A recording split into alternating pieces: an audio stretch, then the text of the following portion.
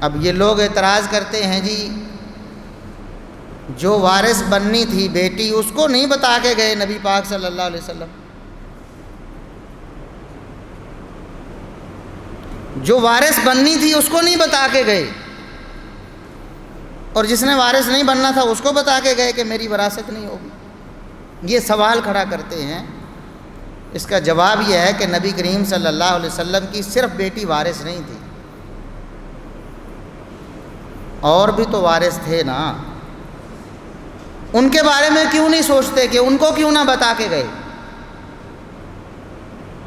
نبی کریم صلی اللہ علیہ وسلم دنیا سے گئے تو آپ کی ایک بیٹی زندہ تھی، سیدہ فاطمہ الزہرا رضی اللہ عنہا، اور آپ صلی اللہ علیہ وسلم کی بیویاں بھی زندہ تھیں، بیویاں بھی زندہ تھیں۔ ادھر کہتے ہو کہ قرآن بیٹی کو وراثت کا حق دیتا ہے، ابو بکر و عمر و عثمان رضی اللہ عنہم نے قرآن کے حکم پر عمل نہیں کیا، تو اندھو تمہیں قرآن میں یہ فرمان نہیں نظر آتا کہ قرآن نے بیویوں کو بھی حق دیا ہے؟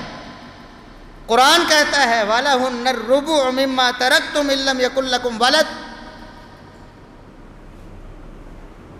اگر تم دنیا سے چلے جاؤ بیوی کو چھوڑ کر اور تمہاری کوئی اولاد نہ ہو، لا ولد دنیا سے چلے جاؤ، بغیر اولاد کے چلے جاؤ، تو تمہاری بیوی کو تمہارے چھوڑے ہوئے مال سے چوتھا حصہ ملے گا۔ یہ سورہ نساء ہے جہاں وراثت کے احکامات ہیں، اور فرمایا کہ اور اگر تمہاری اولاد ہو اور تم دنیا چھوڑ کے چلے جاؤ، اولاد ہو چاہے ایک ہی کیوں نہ، بیٹا ایک ہی بیٹا ایک ہی بیٹی کیوں نہ ہو، اولاد ہو اگر، تو تمہاری بیویوں کو 8واں حصہ ملنا ہے تمہاری وراثت میں سے۔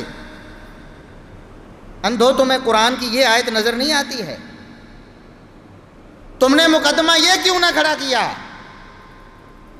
کہ ابو بکر نے نبی کی بیٹی کا حق بھی مارا اور اپنی بیٹی کا حق بھی مارا؟ بتاؤ نبی کی بیوی عائشہ کا حق بنتا تھا کہ نہیں بنتا تھا؟ قرآن کہتا ہے کہ اولاد ہونے کی صورت میں، جب نبی کریم صلی اللہ علیہ وسلم کی اولاد تھی، ایک ہی بیٹی چاہے تھی، تو بیویوں کو 8واں حصہ ملنا تھا، نبی کی وراثت میں سے 8ویں حصے کی حقدار تھیں۔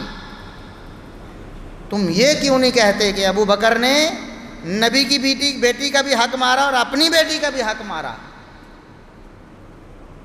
یہ کہہ دو تو بات سمجھ نہ آ جائے گی لوگوں کو کہ اگر حق ہی مارنا ہوتا، نعوذ باللہ ارادہ یہ ہوتا کہ حق مارا جائے، تو پھر اپنی بیٹی کا حق تو نہ مارتے نا۔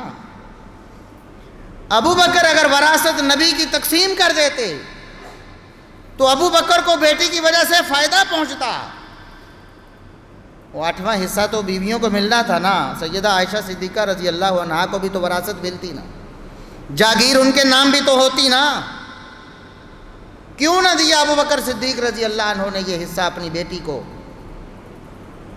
اس لیے کہ ابو بکر صدیق رضی اللہ عنہ کو نبی پاک صلی اللہ علیہ وسلم کا فرمان یاد تھا، جو آپ فرما کے گئے ہیں کہ انبیاء کی کوئی وراثت نہیں ہوتی، انبیاء جو چھوڑ کر چلا جائیں وہ اللہ کی راہ میں صدقہ ہو جاتا ہے۔